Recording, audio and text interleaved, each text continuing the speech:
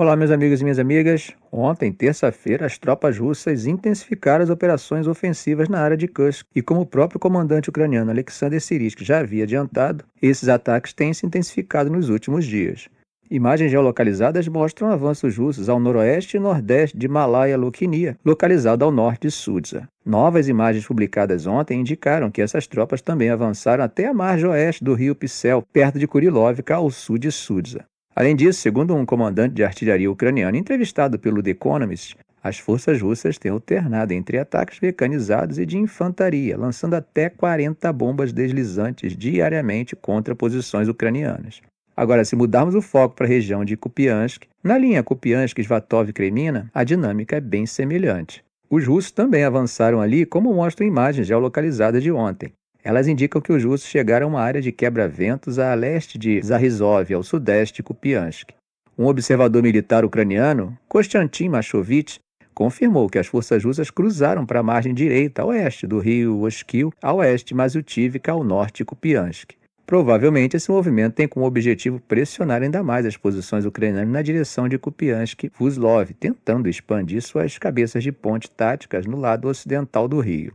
Por fim, Mazovete também comentou os esforços russos em direção a Zapadne, ao norte de Kupiansk, como objetivo de alcançar a estrada R-79 que liga Dvorikina a Kupiansk. O principal general russo, Valery Gerasimov, afirmou que o controle de armas, especialmente sobre os vastos arsenais nucleares acumulados durante a Guerra Fria, tornou-se algo do passado.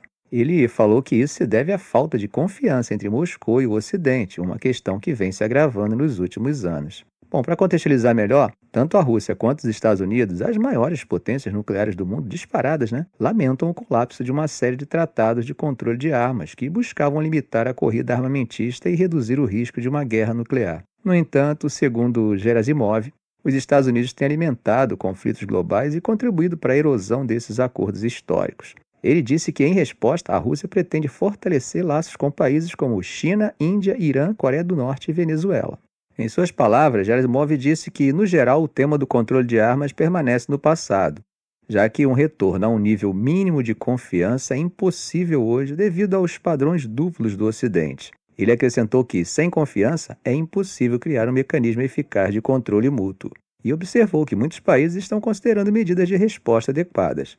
Bom, gente, esse é o ponto de vista russo, Já para os Estados Unidos, a Rússia seria a grande culpada pelo colapso de importantes tratados como o Tratado de Míssil Antibalístico ABM, de 1972, e o Tratado de Forças Nucleares de Alcance Intermediário, INF, de 1987. Não sei se vocês lembram, mas os Estados Unidos se retiraram formalmente do Tratado INF em 2019. Na época, eles alegaram violações russas, acusações que, é claro, Moscou negou. Além disso, o Tratado ABM foi abandonado por Washington em 2002. Bom, no ano passado, Putin suspendeu a participação da Rússia no Tratado New START, que limita as armas nucleares estratégicas dos dois países, e disse que a decisão foi tomada por causa do apoio dos Estados Unidos à Ucrânia. Apesar disso, tanto Moscou quanto Washington têm mantido os limites de ogivas, mísseis e bombardeiros impostos pelo acordo. Outro ponto levantado por Gerasimov é o aumento da presença militar dos Estados Unidos na Europa e na Ásia, com a implantação de mísseis e o fortalecimento das forças nas Filipinas sendo vistos como fatores preocupantes pela Rússia. Ele mencionou também que essas ações estão alimentando uma corrida armamentista ofensiva e estratégica. Além disso, Gerasimov afirmou que a atividade da OTAN, liderada pelos Estados Unidos perto das fronteiras russas, tem se intensificado. E, para fechar, o general também destacou que, após os ataques ucranianos ao território russo com mísseis de longo alcance fornecidos pelos Estados Unidos, os Estados Unidos tornaram-se participantes diretos do conflito na Ucrânia. Bom, gente, mas sempre há um contraponto, E parece que no relacionamento entre Rússia e Estados Unidos, especialmente no contexto da transição para a administração de Donald Trump, há alguma possibilidade minimamente de diálogo. Isso quem disse foi o próprio vice-ministro das Relações Exteriores da Rússia, Sergei Ryabkov, que disse recentemente que Moscou acredita que dá para trabalhar com o governo do Trump assim que ele assumir no próximo mês. Ele também aproveitou para dar aquela alfinetada básica, dizendo que as ações imprudentes do Ocidente estão deixando o risco de guerra nuclear maior e ainda chamou a situação atual de segurança global de deprimente. Segundo Ryabkov, a Rússia quer mesmo diminuir as chances do conflito. Ele disse algo como: a gente precisa encontrar um terreno menos instável do que o de agora, e isso tem que estar na pauta de qualquer conversa com os americanos. E quando perguntaram se dava para trabalhar com o governo do Trump, ele foi bem direto. Com certeza dá. Agora vejam só, gente, esses comentários mostram que Moscou está realmente esperando uma melhoria nas relações bilaterais, que o Kremlin chegou a dizer que estão abaixo de zero. E olha que interessante, no mês passado Putin prestou atenção em algumas declarações do Trump, onde ele disse várias vezes que acabaria com a guerra na Ucrânia bem rápido. Claro que ele não explicou como faria isso, mas Putin achou essas ideias merecedoras de atenção. Ryabkov destacou que até agora não rolou nenhum contato entre a Rússia e a equipe de transição de Trump. Mesmo assim, o pessoal por lá está colocando muita expectativa em retomar o diálogo entre as duas potências. E esse ponto continua sendo central na visão da Rússia para a sua política externa. Mudando um pouco de assunto, gente, vamos falar um pouco sobre a Ucrânia, mais precisamente sobre o serviço de inteligência ucraniano, que é o SBU. Imagine só uma simples scooter estacionada em Moscou, onde esses veículos são comuns na rotina de uma cidade que tem 13 milhões de habitantes, nada chamaria atenção. Mas essa não era uma scooter comum. De acordo com investigadores russos, ela carregava entre 100 e 300 gramas de TNT, sendo o elemento principal de uma operação de inteligência da SBU. E como já sabemos, o alvo era o tenente-general Igor Kirillov, o homem que chefiava as forças de defesa radioativas, químicas e biológicas da Rússia. Olha só, uma câmera escondida capturou o momento exato em que ele saiu do prédio em Ryazansk Prospect antes do amanhecer, acompanhado do assistente dele. E foi justamente ali que tudo aconteceu. A bomba explodiu, tirando a vida dos dois. Segundo fontes ligadas ao ataque, foi o Serviço de Inteligência Ucraniano, o SBU, que organizou toda essa operação seguindo ordens específicas. E esse atentado não é um caso isolado. Ele simboliza o ápice de uma guerra de sombras que vem crescendo entre Kiev e Moscou. Essa disputa que não acontece nas trincheiras, mas acontece nos bastidores, onde as duas poderosas agências de inteligência, ambas são herdeiras da antiga KGB soviética, travam um combate silencioso e, como vimos, mortal. Agora, uma coisa interessante, o SBU, que tem enfrentado pedidos de reforma por parte de aliados como os Estados Unidos, tem atuado de forma cada vez mais ousada. Segundo um funcionário do SBU, que confirmou o envolvimento da agência na morte de Kirillov, ele era visto como um criminoso de guerra que ordenou o uso de armas químicas contra militares ucranianos.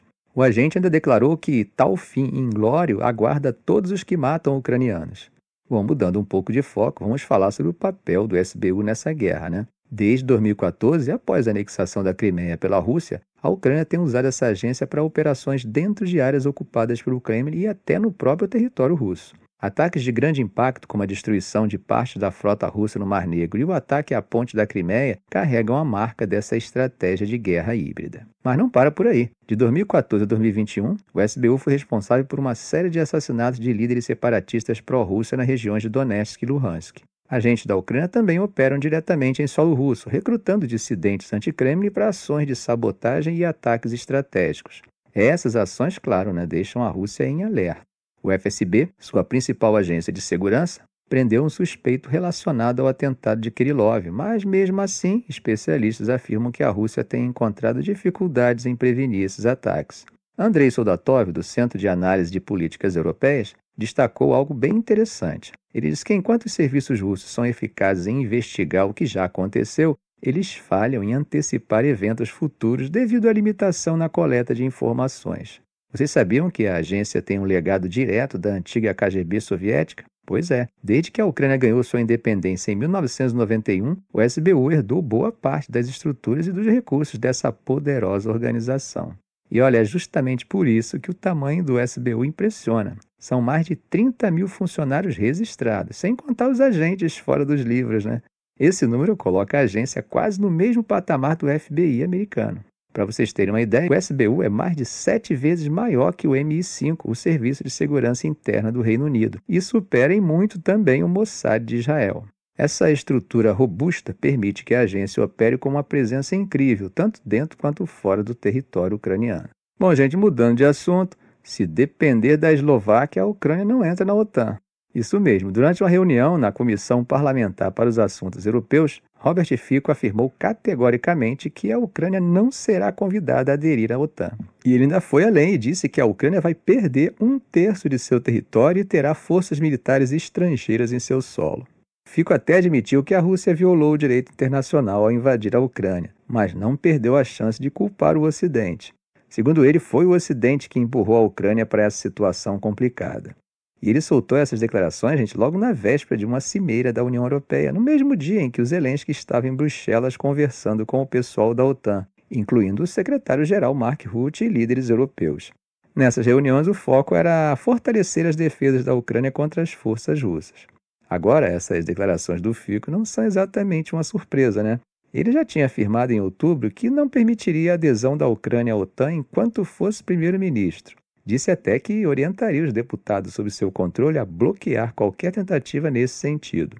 Além disso, ele tem uma postura pró-Rússia bem conhecida, sendo crítico das sanções contra Moscou, incluindo aquelas que visam empresas como a Lukoil.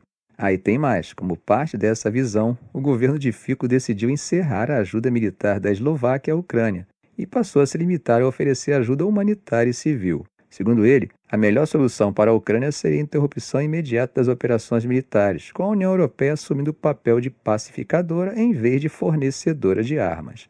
Como sabemos, do outro lado dessa questão, a Ucrânia mantém firme a sua posição de que a adesão à OTAN é a única garantia real para a sua segurança.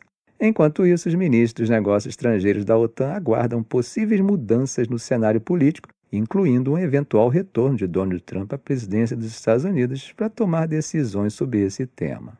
Ficamos por aqui. Se esse vídeo foi útil para você, faça um comentário, compartilhe em suas redes sociais, dê um like. E é claro, se ainda não for inscrito, inscreva-se no canal e ative o sininho para não perder os próximos vídeos. Ok, gente? Um grande abraço do professor Arão Alves.